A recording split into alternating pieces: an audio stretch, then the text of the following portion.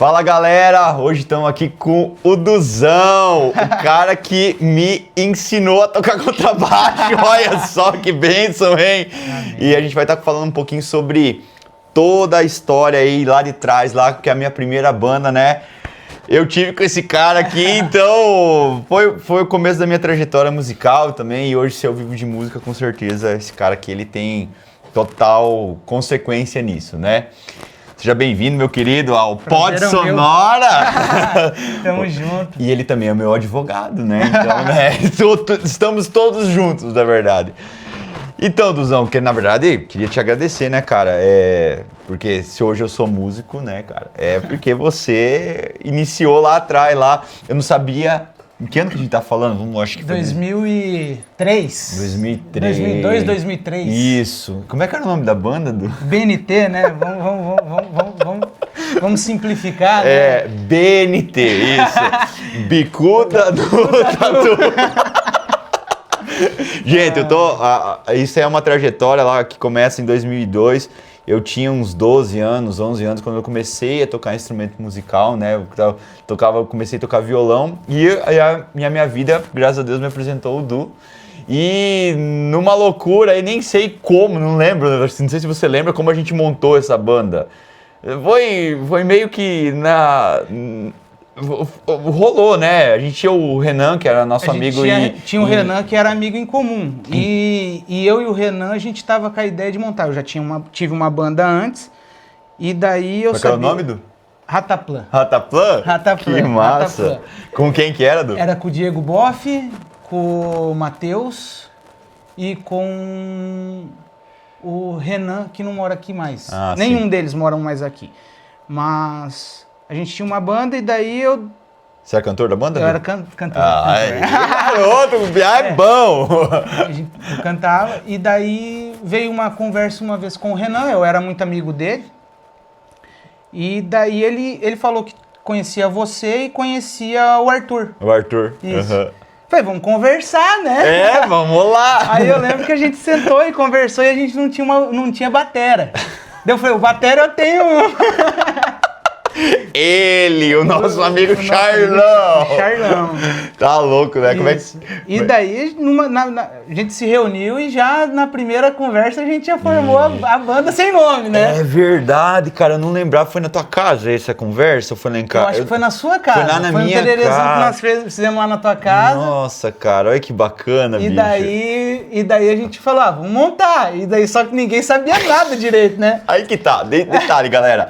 Eu não sabia, eu não tinha noção, porque eu virei o baixista da banda, né? Que ninguém queria tocar baixo. Eu falei, eu toco baixo.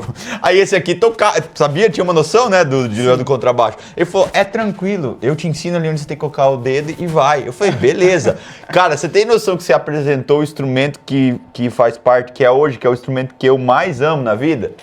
É muito louco isso, né? A forma que o contrabaixo ele chegou na minha vida foi assim, foi meio na maluquice, assim, não sabia. Porque até então eu tocava violão, e aí, já de começar a tocar violão, a gente já montou essa banda, fomos lá em casa, a gente nem se conhecia direito. A única pessoa que a gente se conhecia ali entre a banda era o Renan, mas, né, e aí a coisa começou a acontecer. E essa amizade, isso eu tenho que frisar aqui também, é uma coisa muito interessante. Fez com que eu tivesse um ciclo novo de amigos naquela época, né? Uhum. Porque eu tinha um ciclo de amigos e esse tipo de amizade fez eu me colocar dentro da galera da música, né? Quem tocava, etc. E aí a gente começou com aquele sonho porque a gente tá falando dos anos 2000. E os anos 2000 foram anos de banda de rock, né? O movimento emo, Brasil, etc. Malhação. Né? Então, Charlie Brown Jr., tava tudo muito forte, tava sendo criado nessa época. E aí, Detonautas, né? Detonautas, CPM 22. Exatamente. Então, o rock gaúcho, né? O rock gaúcho, exatamente. Então, assim, os anos 2000 foram anos muito massa. E foi o ano, assim, que eu estava entrando, você também, né, no ensino médio, né? Eu estava terminando. Terminando o ensino médio, que o Duane é um pouquinho mais idoso, vamos dizer assim. E eu era, acho que, não era o mais novo, porque eu acho que o mais novo era o Renan, né? Acho que era o Renan. O Renan ou o Arthur. Mas a faixa etária ali não era tão longe assim também, né? A gente tava meio que junto. e cada um vivendo a sua realidade.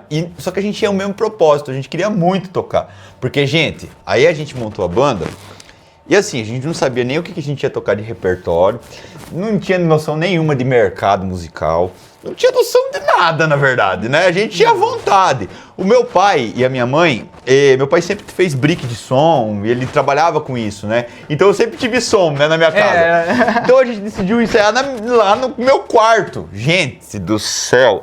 Aí pra não atrapalhar os vizinhos, porque era Conta aí, Du.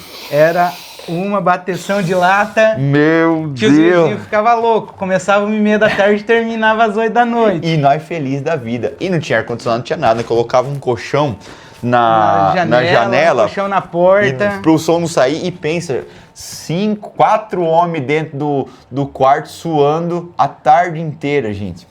Meu pai amado. Mas assim, o mais legal era que num dia a gente tinha uma mesa de som profissional, no outro dia tinha uma mesa de som menor, porque o meu pai, ele fazia um brick, né? E caixa de som. Caixa de som aqui, caixa de som ali e tudo. E aí eu lembro até hoje assim que a gente não sabia. Aí de repente chegou o Arthur com uma Ibanez, com uma pedaleira das top, né? Que isso, e um cara? cubo da Marshall. Falei, nossa senhora, agora a gente é profissional. Agora a banda deslancha, agora a fama vem. Agora... Porque nessa época, a gente tinha muito essa vontade de ficar famoso e, né, que tudo ia virar. Todo mundo que começa na música tem, né, tem essa... E a gente fazia também uns autoral, né, Du? Sim. A gente fazia... Só que assim, gente, a gente tá falando de uma época que nem YouTube tinha, tá?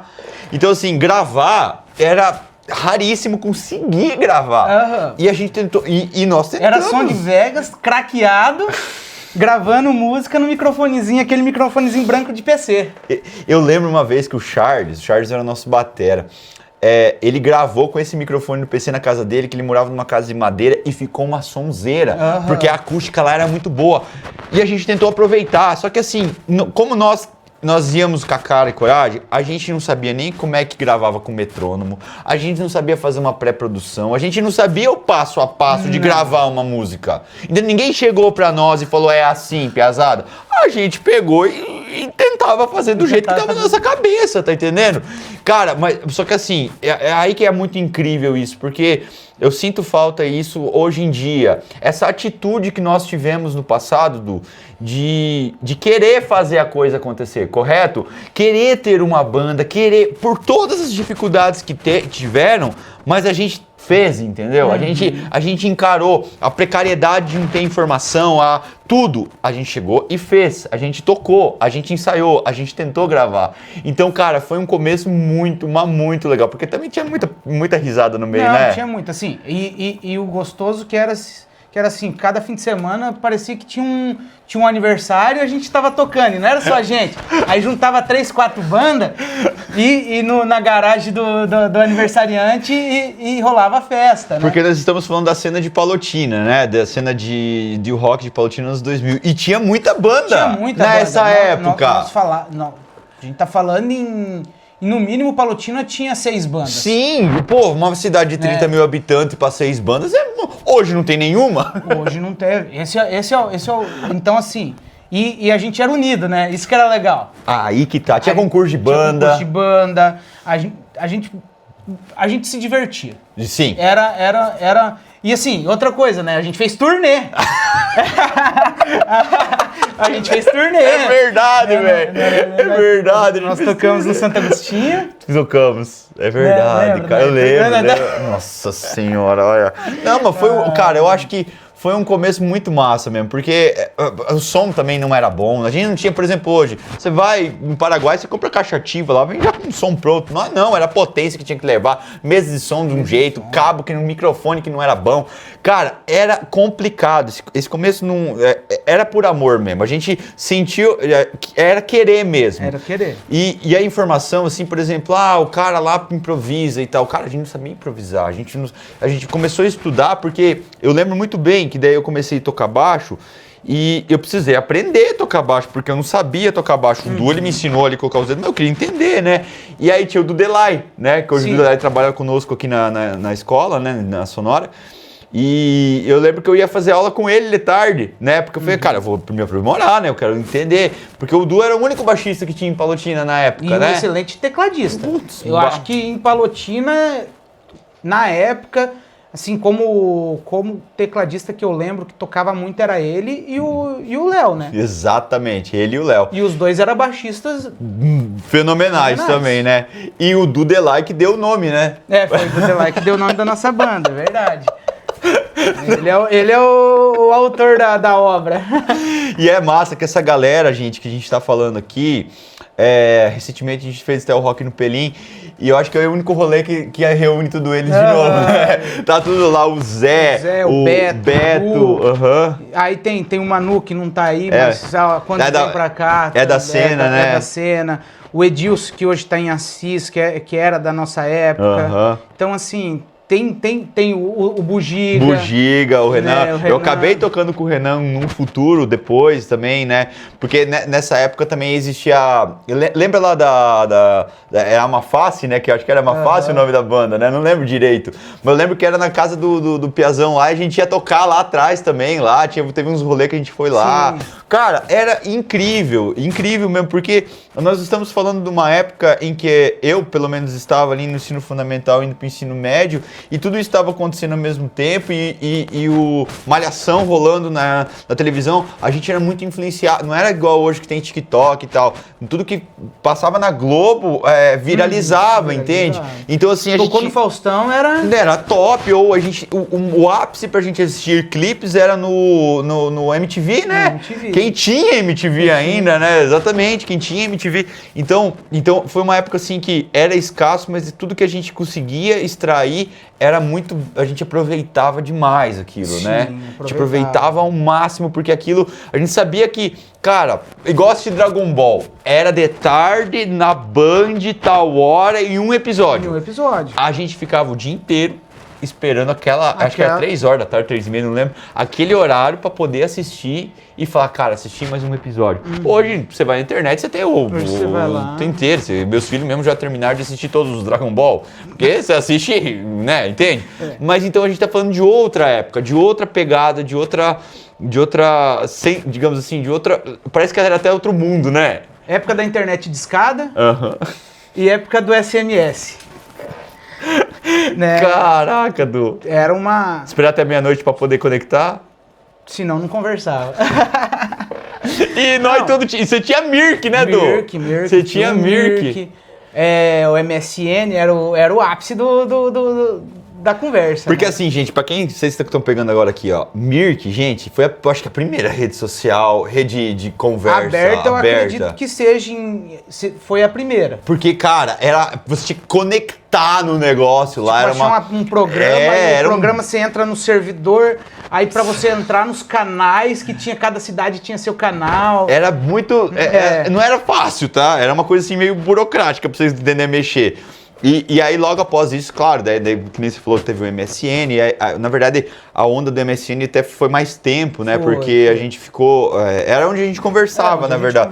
Então, galera, não tinha esse esquema aqui, ó, de, vamos mandar o WhatsApp. Ô, Du, beleza? Tô indo aí. Não tá grupo. Não rolava. A gente se reunia, porque a gente queria ficar junto. E reunia pra conversar. Então, desde ensaio pra reunião, assim, era tudo era marcado, na verdade. Marcado, um dia antes pra ir no outro dia. Exatamente.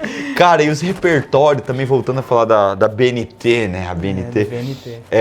Os repertórios também, né? Eu lembro que a gente pegava Detonautas, tinha Lactuca Sativa. Lactuca Sativa, Rock Gaúcho. Poucos conhecem. E nós tocava, né? Tocávamos. Cachorro Grande a gente tocava. Cachorro Grande, Acústico e Valvulados. Acústico e Valvulados, é verdade. Aí... Bideubaldi. Melissa, é verdade, a gente tocava Melissa. E o ápice também foi no Ainda Vou Te Levar. Essa é. Né, Detonautas e CPM, eu acho que marcou todas as bandas da nossa época. Todas. Né? Todas. Pois é, CPM, né? Aí a gente entrou já numa onda, numa vibe...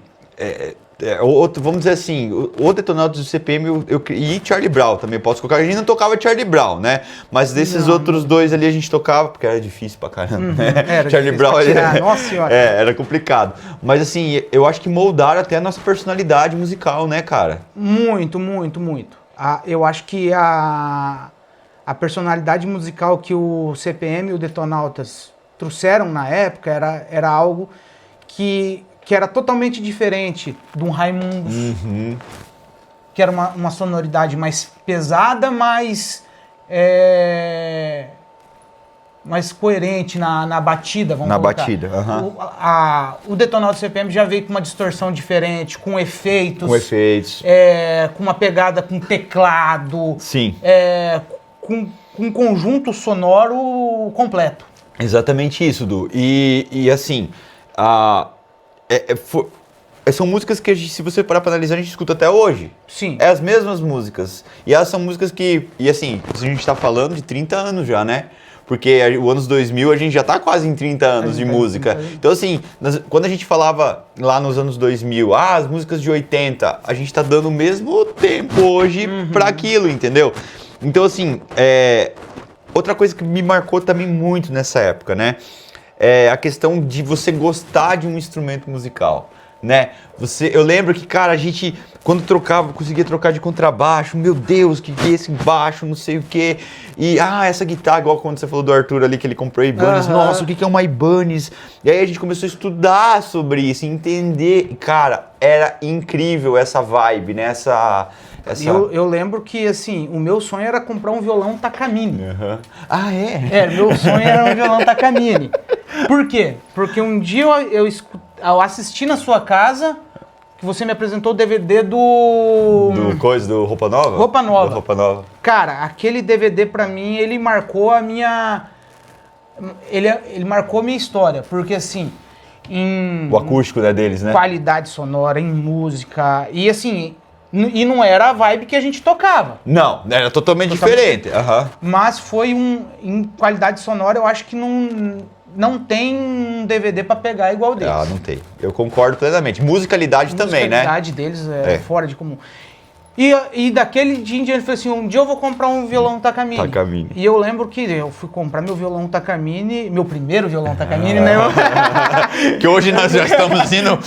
Alô, Ana! O meu primeiro violão Takamine eu comprei em 2015. Olha quanto tempo depois, nós estamos falando 2005, 2004. Por aí, então assim, 10 anos depois. Daí eu consegui juntar e comprei no Paraguai ainda porque era mais barato. Bota fé. Então assim, quando eu comprei, eu falei, nossa, cara, eu comprei um violão Takamine. Então assim, era o desejo de todo mundo ter uma guitarra, uma Ibanez, que era na época, uma Gibson, modelo Les Paul, um baixo da Fender, né? A batera era da RMV, né? Que era a top, né? A prato. Então assim, uma pedaleira com pedal de distorção. Não a zoomzinha, né? Lembra da Zoom? 505! Né? Peraí, a Deno, a Zoom 505. Essa aqui, ela salvou toda uma geração de início de guitarrista. E hoje, hoje você vê guitarrista com pedalzinho da MV, vir lá e faz um regaço, né? Porque já a tecnologia é outra, mudou, né? Mas assim... Na época, e era caro. Era caro. Aí que tá, era caro, não era barato. E pra nós era mais caro, gente, porque você tá assistindo, porque assim, nós era tudo quebrado. Pra nós ir comprar uma Coca-Cola, que era 4 pila, 3 reais, nós não tinha, nós tinha que dar 50 centavos cada um ali. E que nós era estudante, a gente não trabalhava na época, né, Du? Sim. Então, assim, que nem o Du nem tava, você nem tava fazendo direito, né, nessa época, né? Quando eu comecei direito, a gente tava terminando a banda. Já tava lá pro final da... no final. Mas eu tava no segundo ano, terceirão ali. Então, assim, a gente estudava, e eu lembro ainda que eu tive que largar o trabalho para ir na nossa turnê. Que o meu chefe não queria deixar eu ir Conta essa história aí. Eu comecei a trabalhar, e daí não tava conseguindo conciliar estudo, né, na escola, trabalho à tarde e os ensaios. Aí a gente tinha marcado a turnê. A primeira turnê da BNT, hein? Vai. E daí eu tinha que tocar à tarde, né, na escola. E como é que eu ia tocar sendo que eu trabalhava? Não tem como, né? Cheguei pro meu patrão e falei assim, olha, eu tenho um compromisso e tal. Aí ele olhou pra mim e falou assim, você tem que escolher as coisas que você quer na vida. Aí eu falei, então tá bom, então a partir de amanhã eu não volto a trabalhar. Rapaz, e eu larguei o trabalho pra ir tocar. Eu lembro disso aí, cara, sensacional. Essa é a atitude mais rock and roll que eu acho que teve. Ai, muito bom, muito bom. Cara, mas que incrível relembrar o passado, né? Essa época foi uma época muito boa, muito gostosa de ser vivida. Eu lembro dessa época com muito carinho, com muita felicidade, sabe, Du? Porque a gente não tinha, não era uma coisa assim de briga, desconfortável, a gente queria estar junto, sabe? A música, ela foi, eu até agradeço, cara, porque na verdade a música foi apresentada pra mim com uma forma muito de carinho, sabe? Tanto que eu vivo de música hoje, porque eu acho que esse início que eu tive musical foi uma coisa muito gostosa, sabe? Muito massa, assim mesmo. Foi sensacional. Essa época aí foi uma época muito marcante, né? E só mais um assunto ainda da banda, Du. Você lembra das batalhas de banda que tinha, Sim, cara? Que era no teatro, cara? Sim. Cara, foi uma... Eu acho que é a Flávia que era a diretora de cultura, Eu acho que era a Flávia, né? na época, que era. Quase certeza. E assim, ó, é até uma crítica que eu vou dar aqui. Pra galera pensar um pouco, né? Foi tudo no teatro. Gente, tocar em teatro é maravilhoso. Só tocando em teatro pra você ter uma vibe de teatro, tá? E infelizmente hoje nosso teatro aqui em Palotina, ele tá passando por um momentinho aí, né, não muito bom, né? Ele precisa de reforma. Na verdade, Palotina precisava de um teatro maior, né? O de Assis. Exatamente. A gente necessita de um teatro maior. Mas eu acredito, gente, que numa boa conversa aí com as pessoas certas, né? Sentar e ver mesmo a viabilidade, porque um município sem um teatro, ele é um município sem cultura, porque não pode falar o que for, mas você ir tocar no teatro é totalmente diferente do que você for tocar num pavilhão, num coisa, entendeu? Um teatro, ele tem um glamour, e eu tenho certeza que isso que a gente vivenciou no teatro, aquela época, toda vez que a gente tocou no teatro, marcou muito a nossa vida, né? Sim, até por conta pra você ver a qualidade que você tava tocando. Exatamente. Porque na época o que tinha pra nós escutar era o retorno de palco mesmo, não tinha fone, nada, né? Nada disso. O que tinha era um retorno de palco e assim, e a acústica do lugar. E acabou. E o nosso teatro aqui em Palotina sempre teve uma acústica muito boa. Muito boa. Muito boa. Nosso teatro, cara, aqui é perfeito. Por isso que, né, gente, vamos, se Deus quiser aí, com Deus quer, eu tenho certeza, e a gente poder tá dando um pontapé inicial, nem que seja daqui 3, 4 anos, mas tenho certeza que Palotina merece um teatro bom, merece melhorar essa parte para que as nossas crianças consigam sentir aquilo que a gente sentiu nessa época. Sim. Porque, por exemplo, a minha escola mesmo hoje aqui, eu não tô mais conseguindo fazer as audições lá porque tá interditado, né? Mas eu sinto muita falta. Não é a mesma coisa eu fazer, por exemplo, num pavilhão. A acústica não é a mesma, a vibe não é a mesma. O teatro é teatro, entendeu? Então, essa época que a gente tava fazendo essas batalhas existia, né, essa batalha de banda. Né? Vinha bandas da região também tocar, né? Tocar. E assim, a gente criou uma amizade com pessoas até de Toledo, que a gente. Do pessoal de Toledo que tocava. Tinha de Assis, tinha o pessoal que tocava. Sim. Banda. E assim, nós estamos voltando na época que não tinha nem contato. Como é que você ia conversar com o cara de Toledo? Era isso. Num fim de semana. Então, assim, a gente criou uma amizade legal. Uma rede de network que, tipo, só acontecia porque aquilo estava acontecendo mesmo, porque não teria o grupo de WhatsApp para unir a gente, nada, né? Claro, com o passar do tempo veio, né? Veio tudo. Só que era muito legal porque os caras vinham pra cá, nós ia lá, entendeu? Então era um negócio assim que a música realmente uniu uma geração, entendeu? Realmente uniu, e um estilo musical. Tanto que, né, quando que a entrada daí do emo ali, as vestimentas, você via a galera na rua com roupa preta e All-Star. Era roqueiro, era a nossa galera. Um de cada cor, né? Pior, né, cara? Um de cada cor. Mudava o cadarço pra dar um destaque. Então, Camiseta de banda. Não, camiseta de banda, cara, a quem tinha camiseta do Metallica, do Guns, meu Deus do céu. Nessa época tinha, falando de Guns, né? O guitarrista que conseguia fazer o último solo do Guns lá do Iron Man era o melhor guitarrista do Brasil. Você vê como é que era o grau de informação que a gente tinha, entende? Era o que existia, chegava pra nós aqui, na verdade, né? Cara, foi muito legal porque daí, depois dessa época, né, daí terminamos a banda, o Du foi estudar e tal, né? E eu continuei a minha caminhada musical, mas eu fui mais para um lado, assim, de freelance e tal, né? E eu percebi que, cara, meio indiretamente era plano de Deus na minha vida que eu vivesse disso, que eu fundasse a Sonora mesmo, a escola foi tudo, nunca foi pensado, entendeu? Foi tudo colocado na minha vida e eu fui, cara, eu vou para esse lado, vou para esse outro lado. E sempre foi me dado oportunidades de tocar no meio do rock. Tá? Porque assim, eu fiz freelance pra sertanejo, né? Bastante, inclusive. Tá, com o Rodrigo, nosso prefeito, toquei vários anos com ele e tudo mais. Só que eu percebia que eu não me encaixava, porque não era o meu estilo musical, entende? Então, tipo assim, e eu fazer uma coisa que eu amo só por fazer, só por dinheiro, parece que eu tô meio que não é aquilo, entendeu?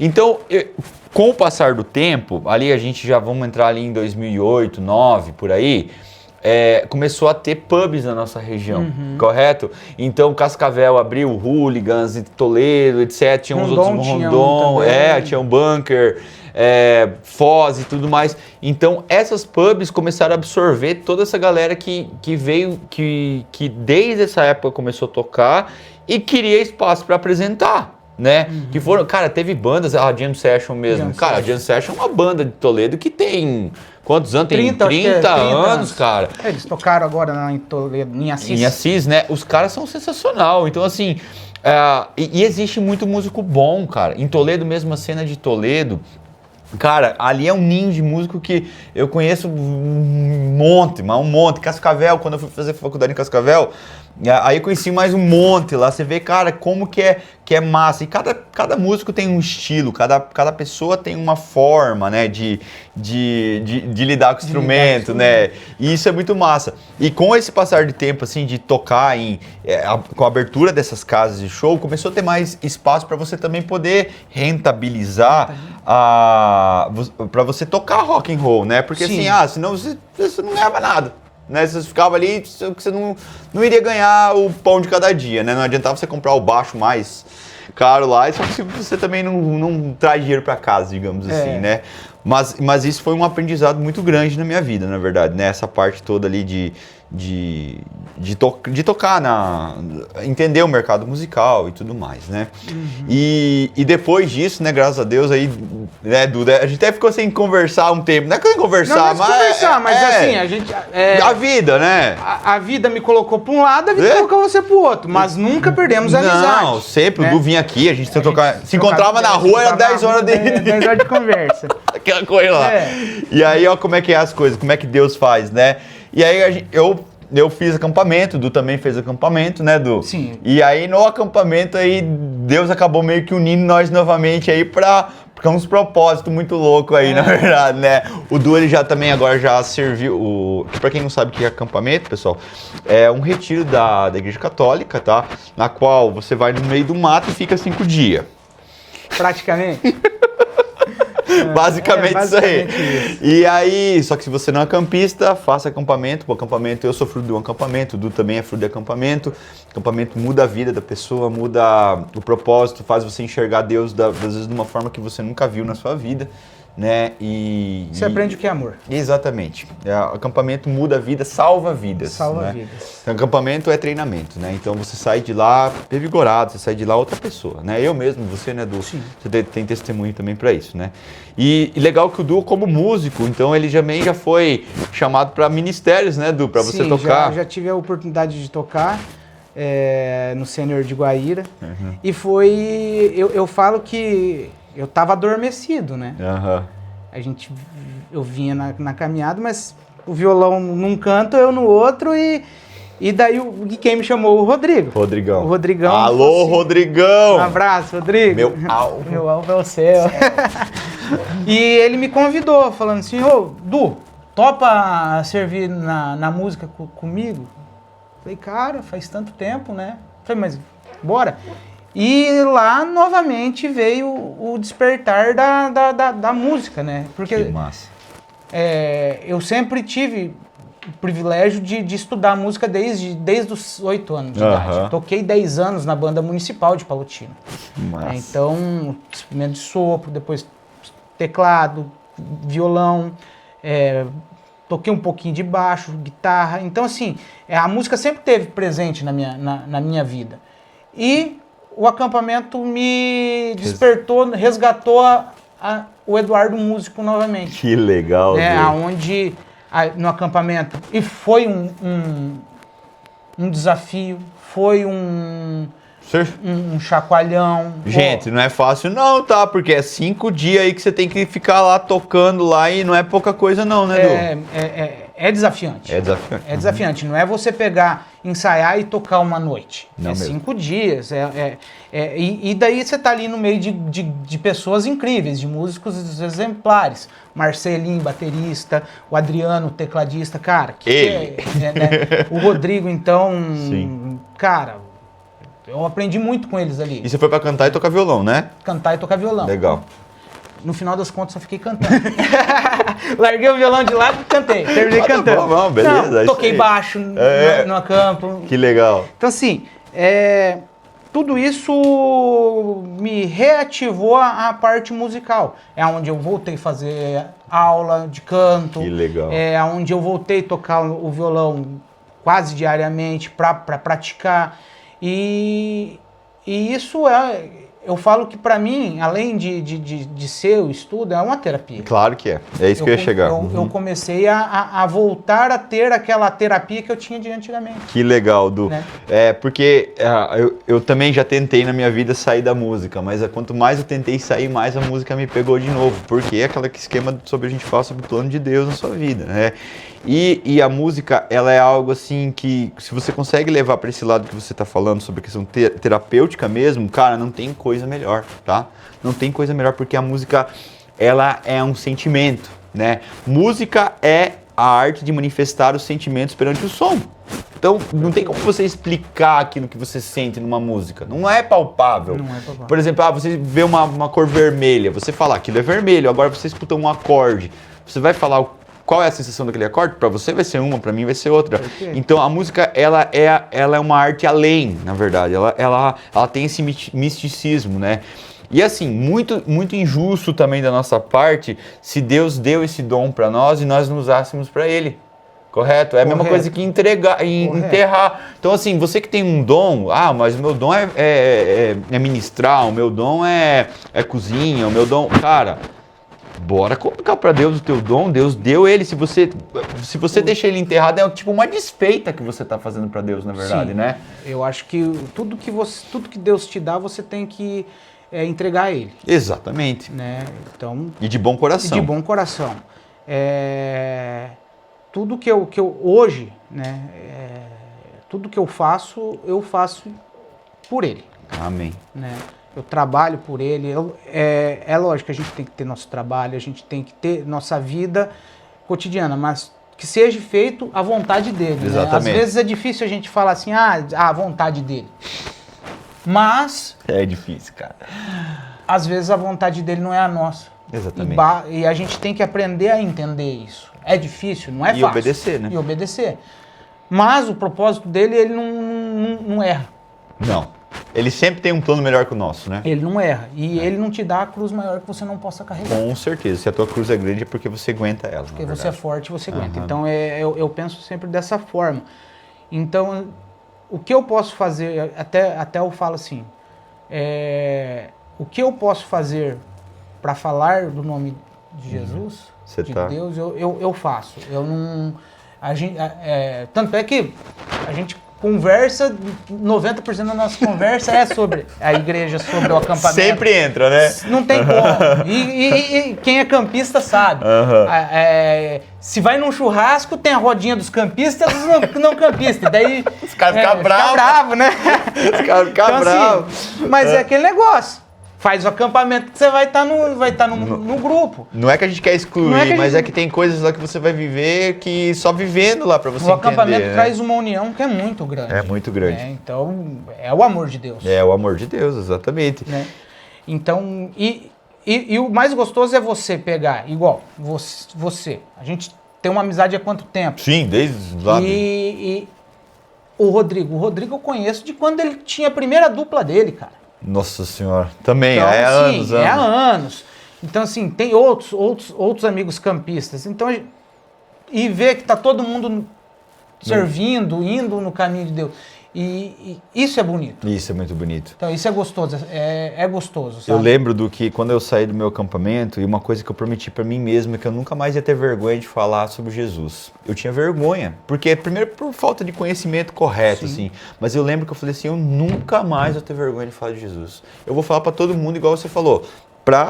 Porque a gente tem que falar sobre Deus, a gente tem que falar. Se você tem esse anseio dentro do seu coração, Deus vai estar presente naquilo, independente, né, na verdade, sim, né? Sim. Mas é que assim, talvez a pessoa aquela pessoa lá, aleatória, como é que Deus está chegando nela? Às vezes é por você que Deus vai chegar nela, entendeu? Uhum. Até um propósito, por exemplo, o pessoal me perguntou assim, mas você fez o Rock no Pelim e tal. O Rock no Pelim é um evento que eu faço, já faz desde 2010, é bem legal, tem várias bandas. E o que Deus tocou no meu coração para mim fazer? Pelo menos uma vez por ano. Muitas pessoas que precisam estar no acampamento, precisam estar na presença de Deus, porque simplesmente não vivem isso. Deus talvez está colocando eu para ser espelho para essas pessoas, entendeu? Sim. Deus está colocando eu para talvez eu que estou chegando a ela de alguma forma para falar sobre Deus. E assim, não é só isso, né? No dia a dia, no cotidiano, as pessoas, quanto mais em Deus você consegue estar, mais leve, mais Espírito Santo você tá exalando, mais coisas você consegue, a vida fica mais leve, fica no mais caso, leve. Né? Exatamente. Não quer dizer que a tua batalha vai ser fraca. Exatamente. Mas a forma que você lida muda muito. Muda muito. É igual eu falei pro AD aquele dia, tem duas formas de você passar na vida, né? Com ou sem Deus. É melhor com Deus. É melhor com Deus. Eu escutei um dia, não lembro quem falando, mas era uma discussão de um católico com um ateu. E o católico falou assim pro ateu, a minha divergência e sua vai até a gente falecer. Se eu tô certo, a chance de eu te encontrar depois é pequena. Se você tá certo, a chance de a gente se encontrar tá certa. Só que você tem certeza que a gente vai se encontrar? Eu não tenho. Mas é mais fácil eu ir até o meu falecimento com Deus do que sem. Exatamente. Então, assim, ninguém sabe o que vem após. Exatamente. Porém, se você pode acreditar em Deus, eu acho que a vida se torna mais firme, mais forte. Você tem fé. E outra, tantos testemunhos, tantos milagres que a gente vivencia. Gente, na verdade, basta você estar atento aos detalhes. A gente vivencia milagres todos os dias. É só você ver. É só você estar... eu procuro dizer assim que quanto mais às vezes você vai contra isso, menos você enxerga, né? Sim. Menos em Deus você está. Quanto mais em Deus você está, mais a sua vida é leve, mais o Espírito Santo você exala. Você é uma pessoa que quer a paz. Porque o que é o cristianismo? É paz. Príncipe da paz. Entendeu? É você se dar bem, é você viver uma vida boa, é você fazer o correto. Família, né? Ter as pessoas próximas a você, você tentar ser a melhor pessoa perto de Deus. Quer dizer que você não vai errar? Lógico que você vai errar. Só que você vai estar tentando errar em Cristo, né? E assim, em acampamento acontecem umas coisas assim que é impossível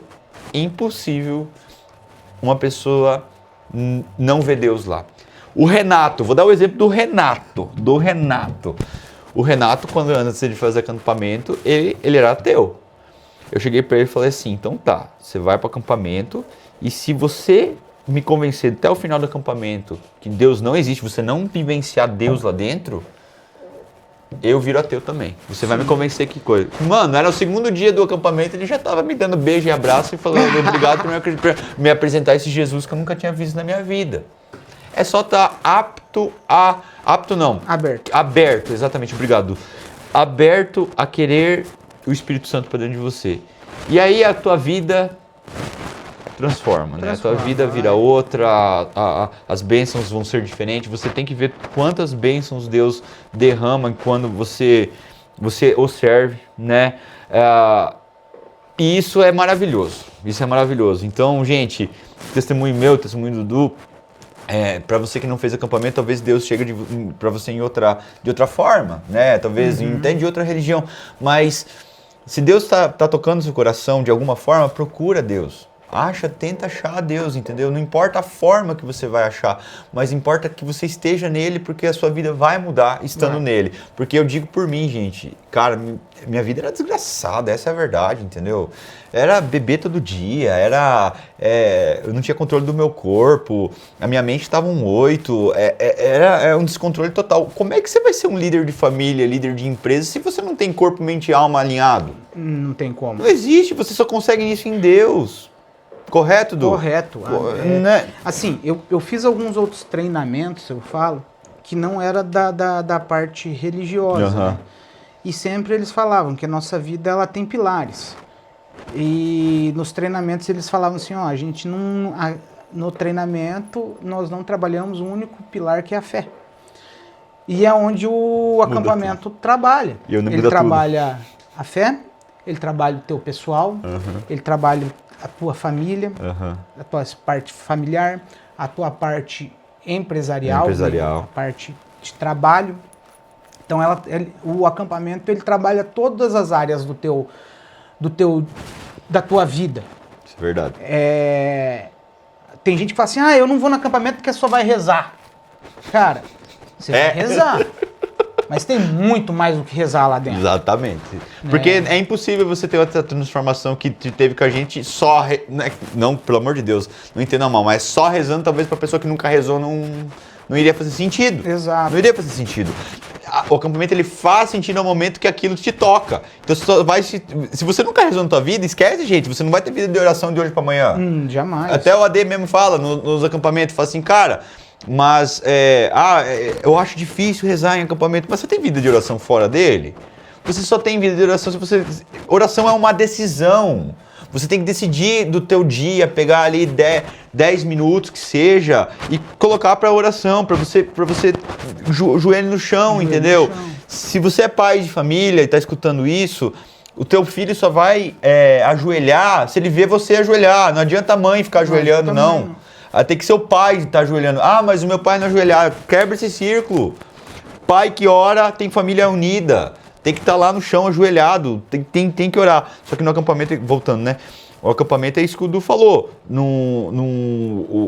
O processo ele só vai te fazer sentido se você for tocado. E talvez você só vai ser tocado dando soitada.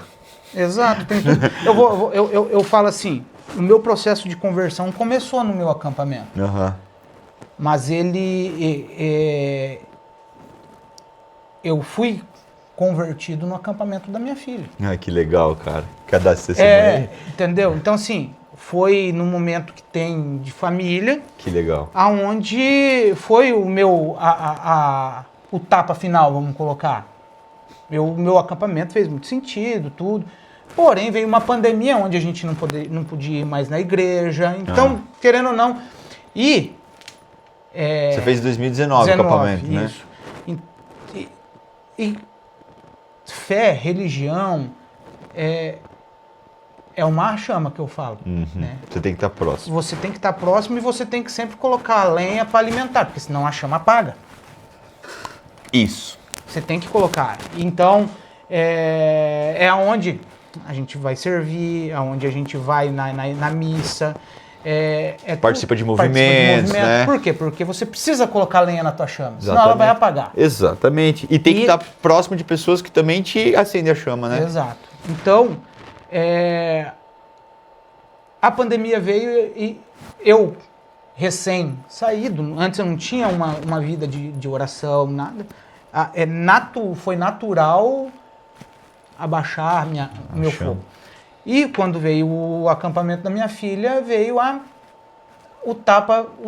O fight, pá! Né? Veio o tapa.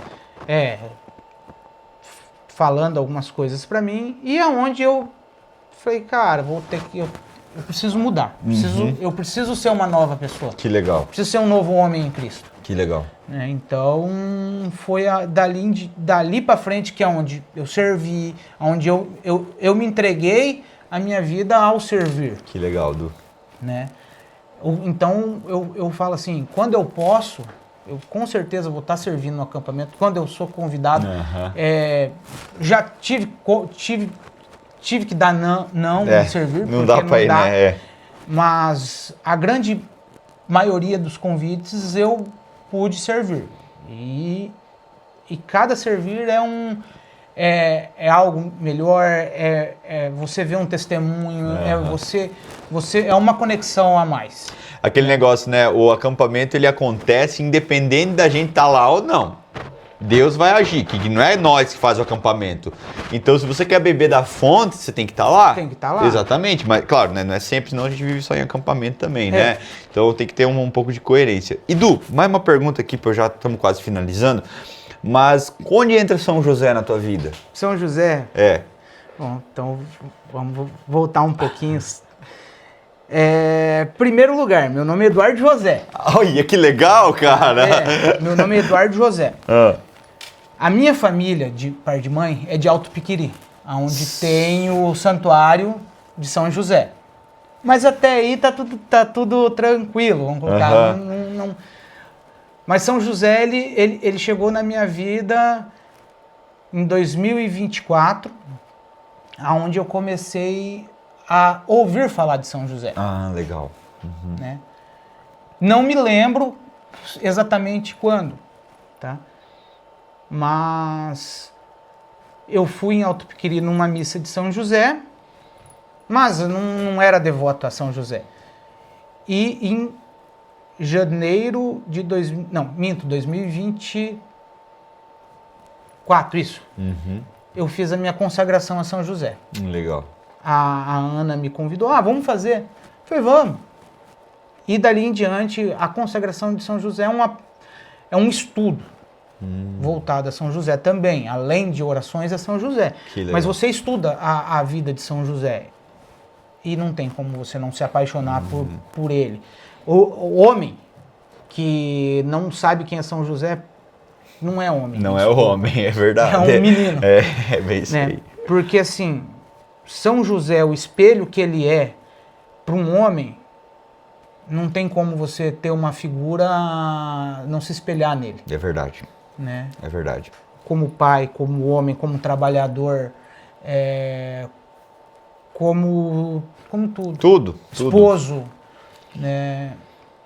É incrível. É incrível. Ele muda... E o silêncio dele... São José é tão pouco falado, mas agora está sendo mais difundido. Pois é. Eu vejo, mas o que eu vejo é por quê? Porque tem muito homem voltando para a igreja. Tem. Né? E falta você. Se espelhando muito em São José. Então, eu vejo que ele abre caminho para o homem. Que legal. E assim, ele é tão quão importante a Maria. Exatamente. Né? Tanto que tem terço de São José, tem novena de São José. Ele é o patrono, assim, das causas impossíveis, digamos assim, né? Patrono da igreja. Terror dos demônios. Ele é o único santo que tem esse nome, Terror dos Demônios. E, cara, se parar para analisar, ele era o chefe da Sagrada Família. Ele que criou Jesus, gente. Ele criou Jesus. Ele foi a pessoa escolhida por Deus. Porque Jesus poderia ter vindo se não tivesse, se ele quisesse, por exemplo, Deus poderia ter mandado, vou simplesmente ir como um homem. Poderia, ele não precisava ter nascido no ventre da Nossa Senhora, ele não precisava ter sido criado por São José e ter toda a história ali. Nós estamos falando de que Jesus é Deus, Sim. Deus faz o que ele quer. Agora, ele escolheu Nossa Senhora. Ele escolheu José. Vocês têm noção ao tamanho dessa grandeza? Né? Então José, ele é tão grande, tão intercessor, tão... que a gente não sabe nem mensurar isso, né? Uhum. Tanto que eu coloquei o nome da minha empresa de som de São José Som Luz. Eu vejo assim que igual o primeiro milagre de Jesus foi a pedido de Maria, né? Mas sim. Às vezes, se José estivesse vivo naquela época, uhum, poderia sim ter existido milagres a pedido de São José. Exatamente. Eu fico imaginando, né, que eu imagino lá na época, porque Jesus, a profissão de Jesus era o quê? Marceneiro. Quem que era o marceneiro? Era o pai. Que é José. Então, quanto tempo José não ficou escutando, Jesus ficou escutando José? Quanto tempo a educação de Jesus foi baseada nos conhecimentos, na vida de José? Exatamente. O espelho de homem, Jesus teve de José. Por José, exatamente. Né? Então, assim, olha quanto importante José foi para Jesus. Exatamente. Então, para você que não tem São José, não conhece São José, se aprofunde um pouco mais. A intercessão de São José é algo muito forte, muito forte, muito forte. Ele é, igual o Du tá falando, para você que é pai, para você que é líder, para você que tá na frente de algo. Gente, intercessão de São José. São José muda a vida. Eu acho que mudou também a tua vida, né? Muito. Hoje eu sou devoto a São José e eu levo o nome dele a todas as pessoas que eu posso, né? Que legal, Du. Eu tenho uma ligação muito forte com ele, a gente já pôde conversar muito sobre, né? Um chamado de São José, né? Então, aonde eu posso, meu São José tá comigo. Eu lembro que você me deu no último Sênior o livrinho, né? Eu leio ele, não é diariamente, mas sempre tenho, né? Que é de devoto ali. Devocional de São José. Esse devocional, quem eu posso entregar, que eu tenho um carinho, eu sempre entrego, principalmente para homens, porque eu acho que é um devocional de bolsa. Exatamente. Aquilo ali é quase, deveria de ser uma regra, tá sempre junto, na verdade. Deveria ser um pouquinho menor para caber na carteira, às vezes. Exatamente. Mas eu acho que ele é muito... ali tá as grandes orações, os grandes pedidos que a gente pode fazer a São José. Que legal, Du, que massa. Madu, o tempo passa, né, bicho? É isso aí. Foi um prazer ter você aqui, né, mano? Você mora no meu coração. Sabe que... É nós, tamo junto. E pra você que tem... rebobina aí, vê sobre a gente falar tudo que a gente falou um pouco aí. E o Du, logo a gente também vai estar gravando algumas coisas com ele aí, quem sabe, né? O homem é cantor, então, né? Logo você vai ver ministério do Du, logo você vai ver. Escreve o que eu tô falando. Deus já tá cutucando, já tá vendo aí os Takamine, já tá vendo... Vem uma bag agora, né? Vem uma bag e vai vir um Takamine junto. Mas que coisa, né, cara? Valeu, gente. Deus abençoe cada um. Pessoal. E até a próxima.